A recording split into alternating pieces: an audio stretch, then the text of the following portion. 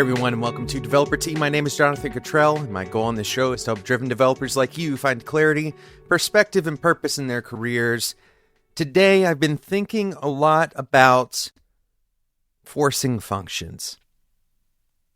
The idea of a forcing function, we're going to get into this because I see it as the inverse, or inverse thinking, inverted version of second or third order consequences.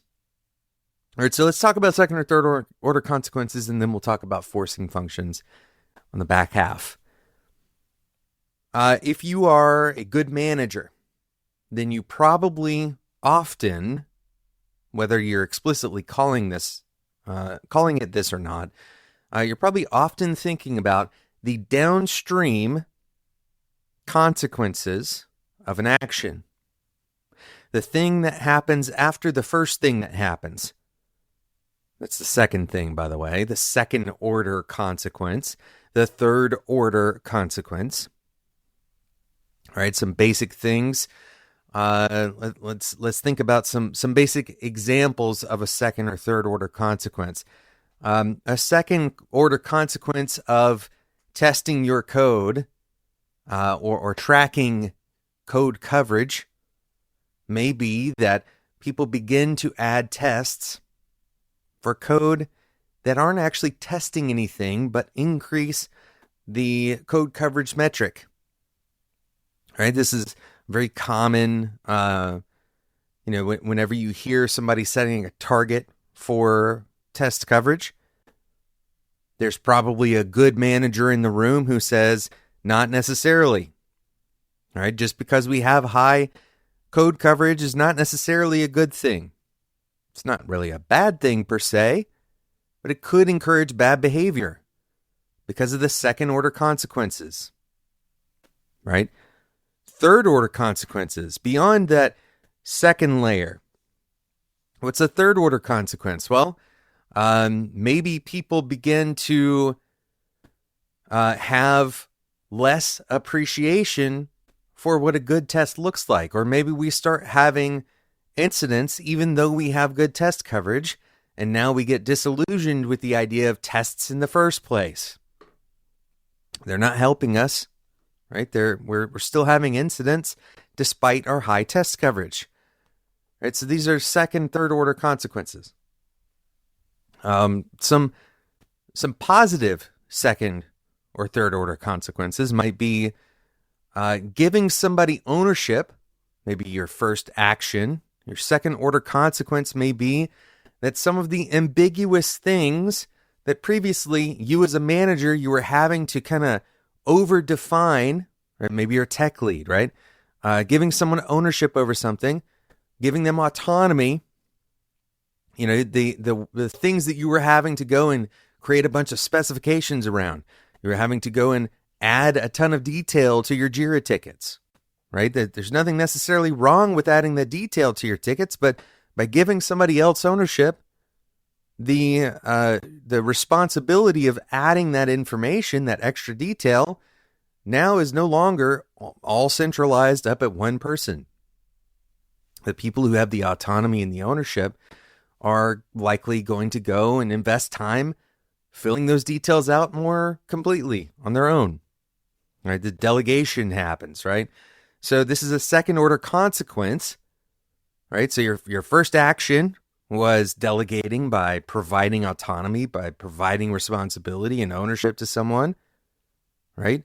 In response to that autonomy and ownership, instead of just taking whatever they're handed and working through the ticket, they respond to autonomy and ownership by dealing with the ambiguity, by owning the ambiguity. That's the second order consequence. A third order consequence. What's the third order consequence of these folks owning the ambiguity? Is that they're going to deliver something that may be better than what you could have come up with on your own. Because now your time can be spent, if you're a manager or a tech lead, your time can be spent on new things, on different things. You can focus on a smaller portion of the work to a deeper level, and the people that you've provided ownership and responsibility to can focus on that portion. Another third order consequence: this person has shown initiative and they may end up being up for promotion. This is because you provided ownership to them. You are now doing less of the busy work that you previously were doing, not necessarily, bad busy work, just a lot of dealing with ambiguity, which is draining if you're doing too much of it, right? So you said, you know what? I'm going to let someone else do that. That other person is energized by this opportunity. They go and they own it, and they end up growing in their career as a result of that. Right? The second and third order consequences. Let's imagine the alternative route here for second and third order consequences is you continue, shouldering all of the ambiguity reduction work. Okay, so all of it's falling on you as the tech lead, or all of it's falling on the program manager, product manager, or you, the EM, and you end up with a team. The second order consequence here is a team that is constantly expecting you to be involved in every ticket that they work on. They're constantly expecting all of the tickets to be perfectly formed or to look at a certain way before they'll begin working on them. Come review time, performance management framework is going to look at the work they did and they're going to pass as satisfactory, but they're not moving up, right? They're not taking on new responsibility. They're not growing. They're just delivering incremental work. And ultimately, you're more stressed out and the quality of the work stays relatively static, right? So we can kind of evaluate situations and the outcomes that we care about through this second and third order consequence thinking. There's another way to kind of flip this on its head where you can think about second and third order consequences as forcing functions. In other words, you can think about the outcome that you want as kind of the beginning function, and the upstream requirements of that outcome may also be desirable effects. So a good example of this, I was recently talking to someone I was kind of coaching through a similar problem, and their team is, there's a little bit chaotic in terms of the work that they're doing. I was talking about, how does work happen? And the forcing function that we discussed is a prioritized backlog. To think about this for a second, all right? Your forcing function, the thing that you should focus on, instead of having 17 things that you're trying to improve all at once, try to find focus around one, maybe two or three things. But focus on this one thing. This prioritized backlog of work is a forcing function for a bunch of other things that you probably want. And the way you can do this, the way you can back your way into this, is by asking this very simple question: what must be true? What must be true? In order for me to have a prioritized backlog, what must be true? How do we arrive there?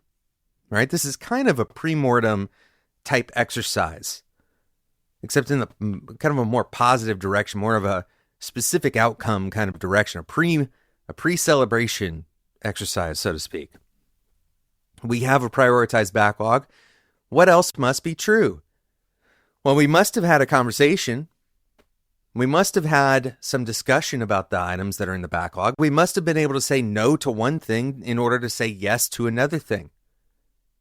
We must have been able to have enough information in the backlog in order to prioritize it in the first place.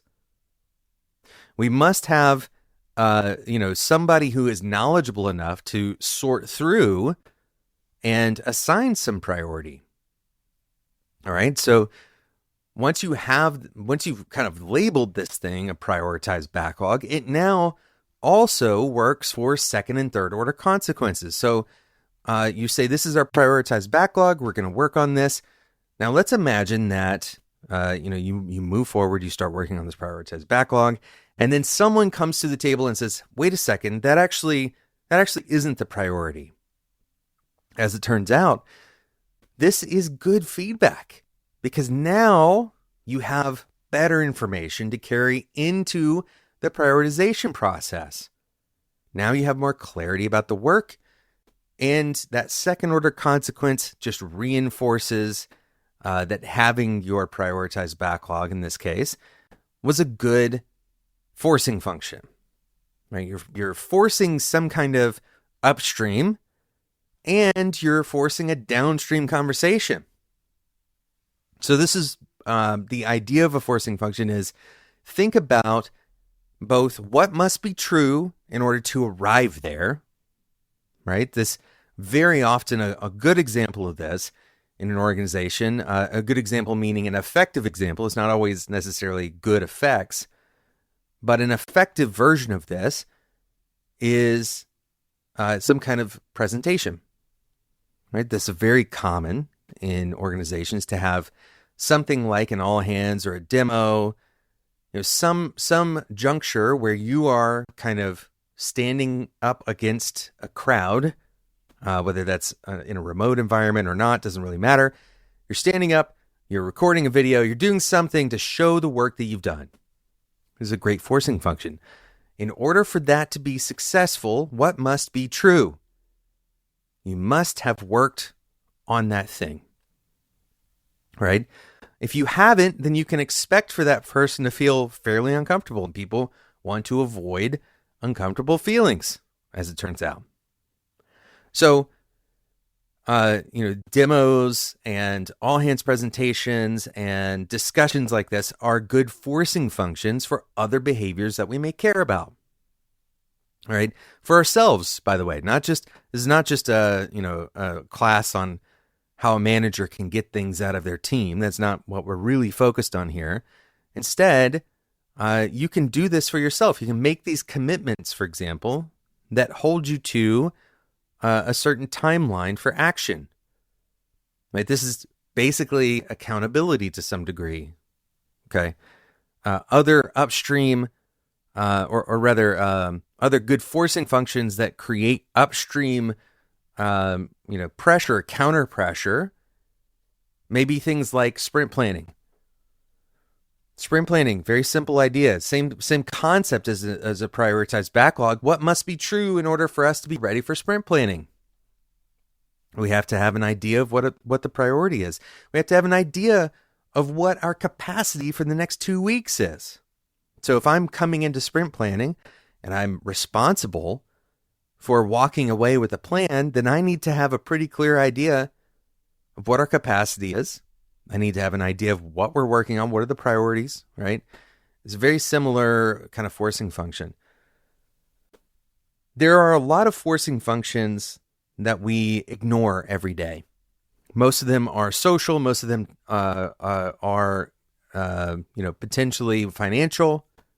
These are basic incentive forcing functions in our lives that most of the time they're relying on us making some kind of adjustment by some point, right?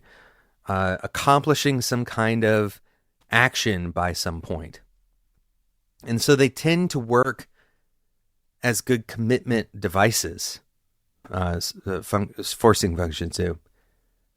Other forcing functions tend, with teams, especially technical teams, usually land in the category of quality, right? So, or some kind of design. So what must be true, for example, for us to meet, a P95 response time SLA? It's a good forcing function for other things to be lined up well.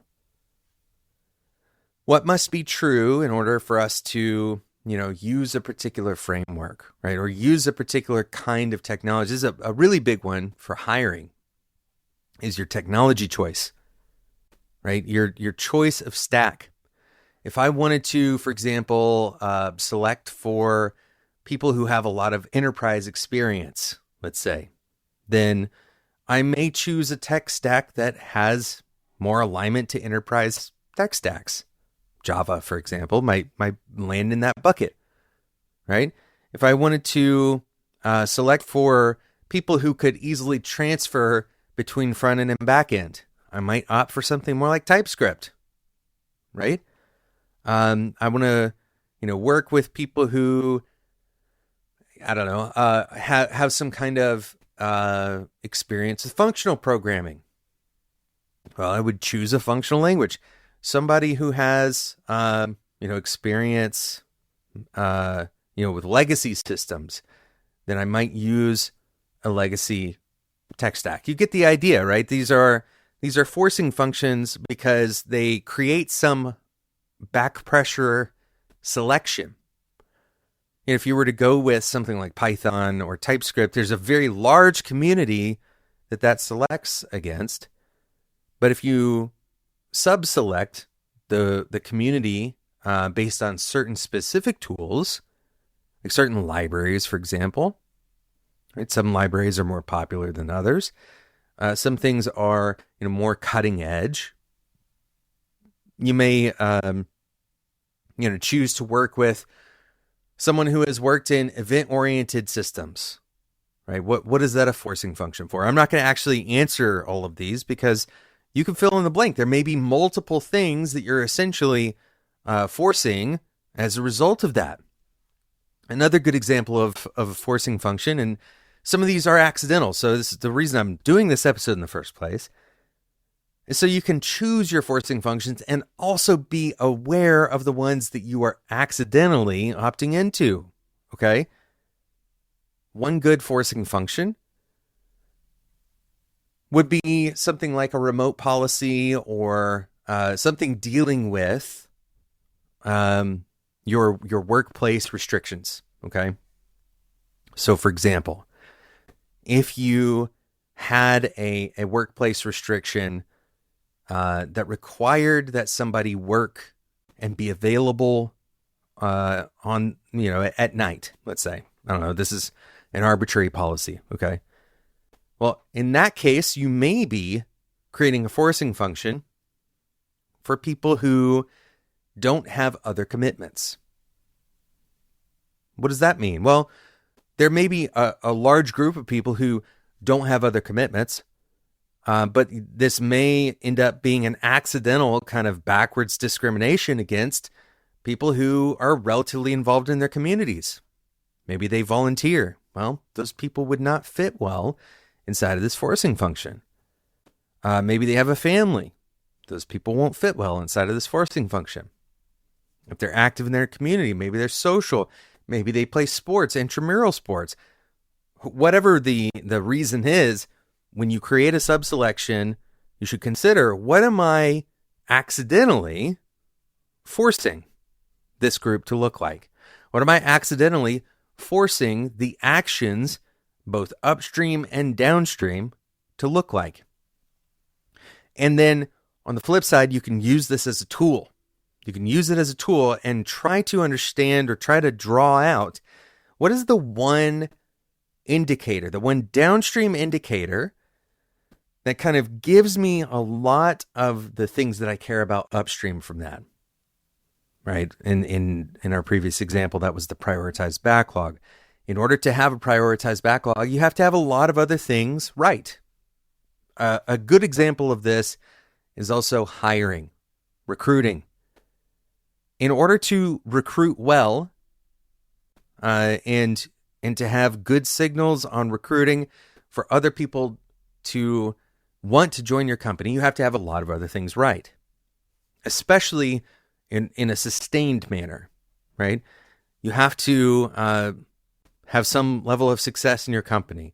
You have to have some level of success in the technical side of your company. You have to be attractive from a technical standpoint, which means that your retention is probably pretty high, right? You have to, be competitive in the market, which also likely means that you have, a high standard for talent in your organization, which is attractive to engineers.